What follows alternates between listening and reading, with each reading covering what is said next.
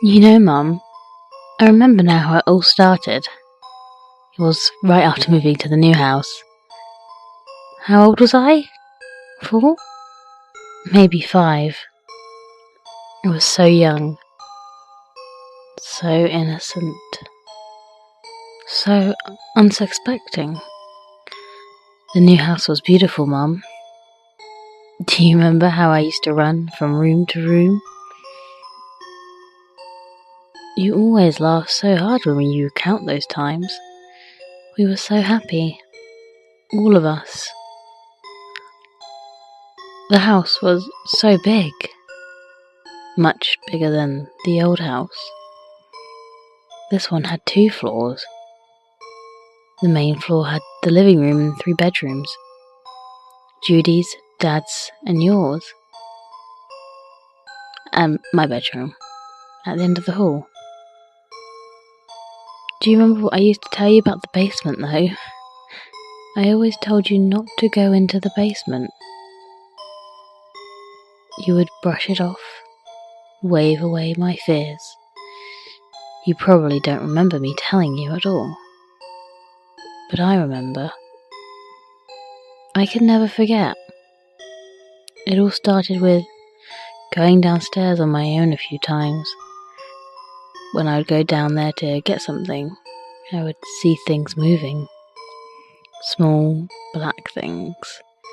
In the corners, on top of the TV cabinet, in the hallway, in the laundry room, anywhere. They would move in and out of the corner of my eye. They would cause me to dash into the half-dimmed room and scurry upstairs.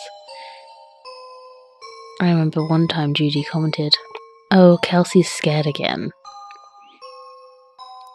I was scared of those beings, Mum. I was so scared. When you sent me down into the darkness alone, I feared for my life. I never knew what would happen when I was down there. I got to the point where I never went down anywhere without turning a light on. A light switch would always be switched before going in any room, and then a frightening dash back upstairs. But I also didn't want anyone to know I was afraid. I hid my fear the best I could, Mum. That's until seeing wasn't the worst part. It was not long after I began seeing them that I started hearing them, saying things in hushed whispers, mocking me, snickering, moving objects in the basement. The small noises meant nothing to you and the rest of the family.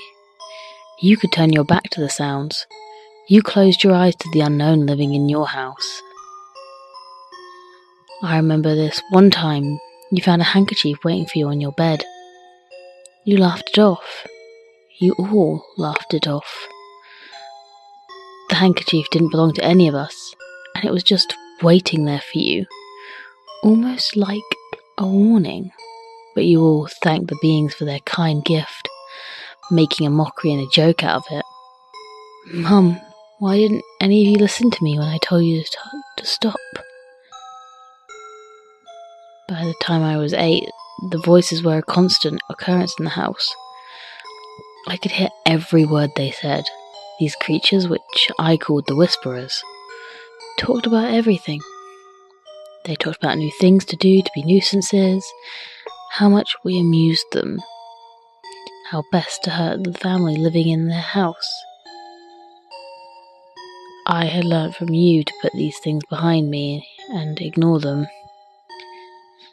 But that became harder and harder. I remember one night, laying in my bed, I heard the door creep open. I hadn't been able to sleep well, so small noises jerked me up in the middle of the night quite often.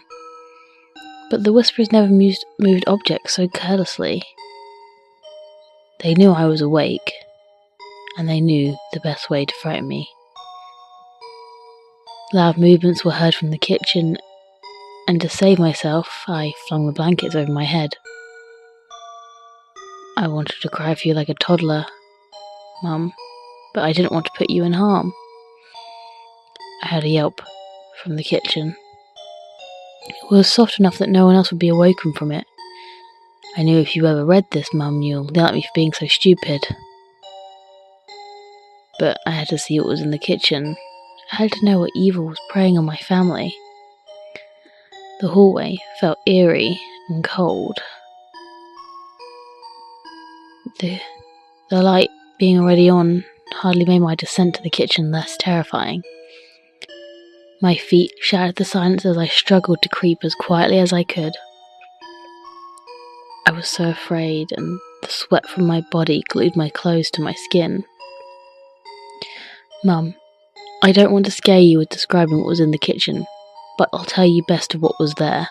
A small creature, about 2 feet high, stood before me. It was pitch black and beady yellow eyes. This is the only way to describe the appearance of the creature, Mum. It smelled of a mixture of vegetable oil and that paving stuff they put in the crack of the roads. It gave off this sound, like a crackling fire and constant murmuring whispers. The creature made me afraid, Mum. It was fear incarnate. The creature drove a stake right into my soul, making me cold and writhe in true darkness. While I watched this thing, it stared me down and opened its mouth, which was invisible at first glance. Its mouth was simply a hole full of razor-sharp teeth, and it snickered as I gasped in pure horror of the scene. As quickly as it had opened, the creature's mouth closed, and it turned its gaze over to its right. I hadn't noticed her, Mum. I hadn't noticed Dino.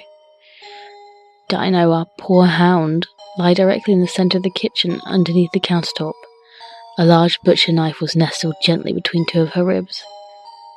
Dino whined one last time as she took in her last breath and died a painful death.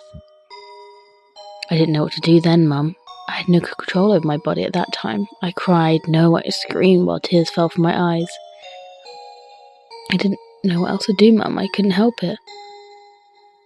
That was when I heard them, down the hall again. Judy's door and your door was open. Oh, God, Mum, I was so frightened. Without thinking about it, I ran into Judy's room. Judy was dead, Mum. I found her mutilated, but I know you wouldn't want details about how your daughter was killed. Let's just agree that she had not stood a chance. I had no time to grieve. I had to check on Dad. Strangely, the light to your room was on, so I didn't need to go too far inside to see Dad lying on the ground in a distraught, disturbing way. 2 butter knives were lodged into his neck, Mum. I don't know how that was done. You were not in the room. You weren't there. Why weren't you in your room? Did you hear it coming? The footsteps? Did you honestly think that running to the basement would be the best answer? I knew immediately, Mum. I knew you were down there trying to escape the evil that was upstairs. I ran down the stairs hoping to beat the whisperers to you. I found you in the family room, Mum. The light was off. I found you in front of the TV. You had gashes in your head and your legs. You were losing so much blood. When you saw me, you screamed. You screamed so loudly, I didn't understand. But then I saw them. The whisperers had beat me to you, and they were chanting, kill her, we must kill her. We must kill her, kill her, kill her. They were chanting at me, Mum. They were telling me to kill you. They were telling me you had to die. That's when I looked at my hands. They were covered in blood, Mum. Blood was staining my new nightgown. Blood was running down my arms. I was holding a knife. A knife from the kitchen. When I looked back up, the whisperers were gone. And it was just you and me. I turned on the light and smiled. You screamed again. I advanced at you, raising the knife in my hand. I told you never to go in the basement, Mum. Why didn't you listen to me?